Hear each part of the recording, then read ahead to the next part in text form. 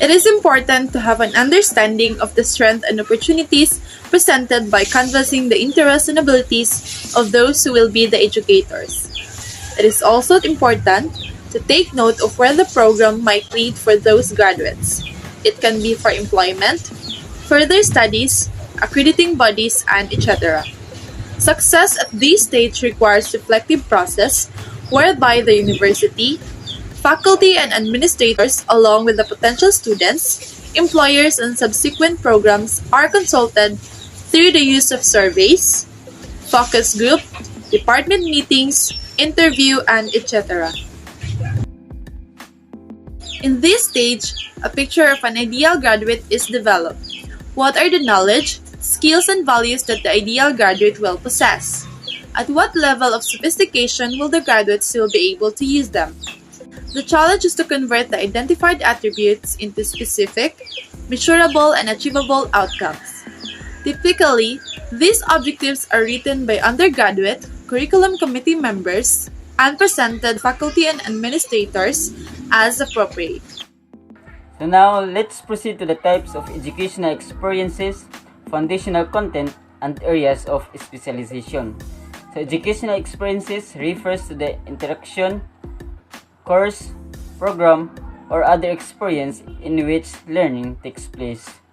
So whether it occurs in traditional academic settings, in schools or classrooms, or non-traditional settings, outside of school locations or outdoor environments. So there are 8 foundational contexts and areas of specialization. So first, we have approaches to learning. Second is the social skills and emotional development. Third is physical development and health. Fourth is language, literacy, and communication. Fifth is mathematics. Sixth, creative arts. 7 is science and technology. And the last one is social studies. So let's proceed to the last part, which is course objectives, course content, class objectives, and activities resources. So a course objective specifies a behavior, skill, or action that a student can demonstrate if they have achieved mastery of an objective. As much, objectives need to be written in such a way that they are measurable by some sort of assessment. Course objectives form the foundation of the class. Everything in the course should work together to ensure students master the course objective. So, you have heard the 3 components of course objectives. First is the performance. Second is the conditions. And the last one is the criteria. Okay, so now let's proceed to Kirkpatrick's model. So the Kirkpatrick's model was developed by Donald Kirkpatrick in 1955, and it's a globally recognized method of evaluating the results of training and learning programs. It assesses both formal and informal training methods. So the model is composed of 4 levels. Kirkpatrick's 4 levels are designed as a sequence of ways to evaluate training programs and rates them against 4 levels of criteria: the reaction, the learning, the behavior, and the results. So for level 1 reaction, it pertains to the degree to which participants find the training favorable, engaging, and relevant. It gives you valuable information on if your coaching style is engaging and would be necessary to retain the learner's attention. This level basically helps you to make sure that what you teach reaches the students at all times. To sum up, the first level is learner focused. It measures if the learners have found the training to be relevant to the role, engaging, and useful. Okay, and for level 2 learning, it's about the degree to which students acquire the intended knowledge and skills. This is what we usually evaluate during exams or tests in the classroom. It gives you an idea of how much the students has learned from your class and which areas you need to focus on or revisit in order to help your students learn better. To sum up, this level focuses on whether or not the learner has acquired the knowledge, the skills, the attitude, the confidence, and the commitment that the training program is focused on. And for level 3, the behavior, it relates directly to how much the students can apply in practice or in context from what they learned during class. As the Kirkpatrick's model is very commonly used in job training environments, this is where they evaluate if the training knowledge is transferred so the students can apply to their jobs. In education scenarios, the evaluation can be done as practical sessions in labs, assignments, special projects to find solution for real world problems, and etc., which can be translated to course credits or added assessment tactics. To sum up, it measures behavioral changes after learning and shows if the learners are taking what they learned in training and applying it as they do their job. And finally, the level 4, which is the results. It is where you evaluate the results of institutional assessments and put other assessment results into the context to see if your students have truly achieved the learning outcomes. This is where you shall measure the effectiveness of your teaching and the achievement of those learning outcomes. So to sum up, this level focuses on whether or not the targeted outcomes resulted from the training program, alongside the support and accountability of organizational members. Okay, for the next slide, so these are the key questions of levels of evaluation. So for the level 1, the reaction, what was the student's reaction to the learning events? For the level 2, which is learning, did the students achieve the desired learning objectives? For the level 3, the behavior, are the newly acquired skills, knowledge, or attitude being used by the learner after the learning event is completed? And last one, the level 4, the results, did the students achieve the desired outcomes of the program of the study? Okay, so by analyzing each level, you can gain an understanding of how effective a training initiative was and how to improve that in the future. However, the model isn't practical in all situations, and measuring training effectiveness with it can be time-consuming and resource-intensive, so it should be used with caution. Combining Wolf's curriculum development process and Kirkpatrick's 4-level of evaluation. When considering curriculum assessment, it is useful to consider the entire process of curriculum evaluation. Here is one such model based on the Instructional System Design model of Clark 1995. Deliver, design, or develop Green-Wolf's curriculum development process and Kirkpatrick's 4-level of evaluation models together informs both the assessment and design or development phases of curriculum evolution. It is ideal to consider all stages of both models when engaged in their either process. For example, when developing program objectives or competencies, it is valuable to consider how a program can measure its success. If a program committee decides to consult potential employers, possible students, and faculty who might teach in the program, then those might be the same data sources chosen 4 to 7 years later when there are graduates in the program who have since gone on to work. Was an improvement in graduate school placement identified as an objective? It might be relatively easy to gather the information and see if that objective has been achieved.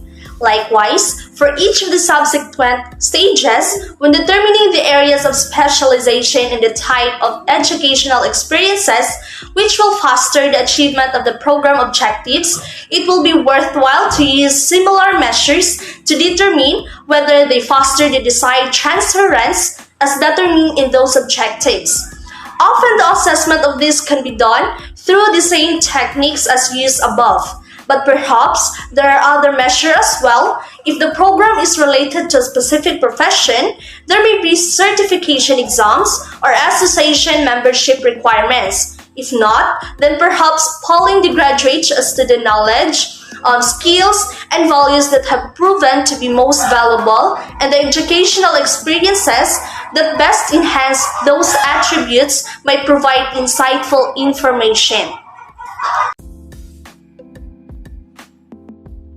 The Figure 3 attempts to bring together both models in a visual format. Note that in Figure 3, Kirkpatrick's levels are specified at certain stages of the curriculum development process, and these are where these levels were assessed in this case study. It can be argued, however, that any of the levels can be evaluated at multiple points in the development process.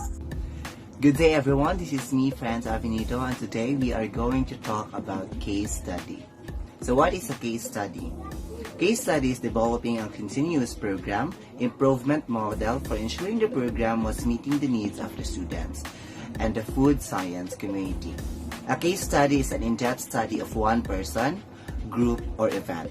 In a case study, nearly every aspect of the subject's life and history is analyzed to seek patterns and causes of behavior. Case studies can be used in a variety of fields including psychology, medicine, education, anthropology, and political science and social work. The purpose of a case study is to describe an individual situation, person, business, organization, or institution in detail. So what are the types of case studies? There are a few different types of case studies that psychologists and other researchers might utilize. First is the collective case studies. This involves the studying a group of individuals.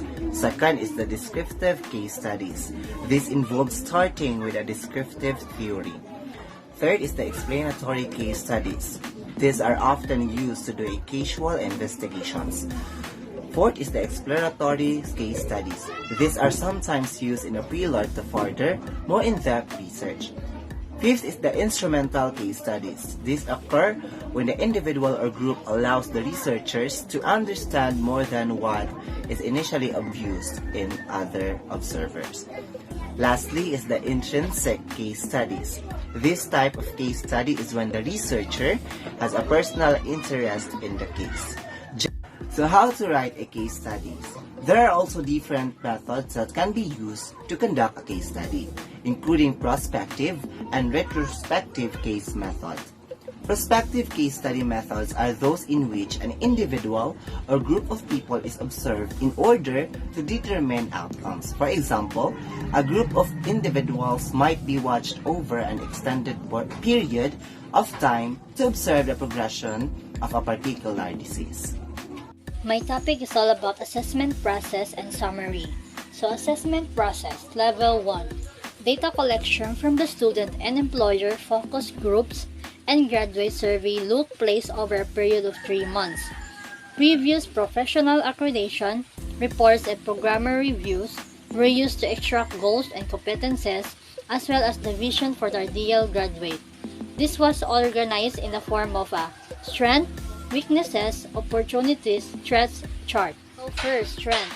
These are the followings: lots of loyalty, appreciation for of the program, sense of community, involvement in extracurricular activities, food science content, technical content valued, good crossover between success, technical and interpersonal.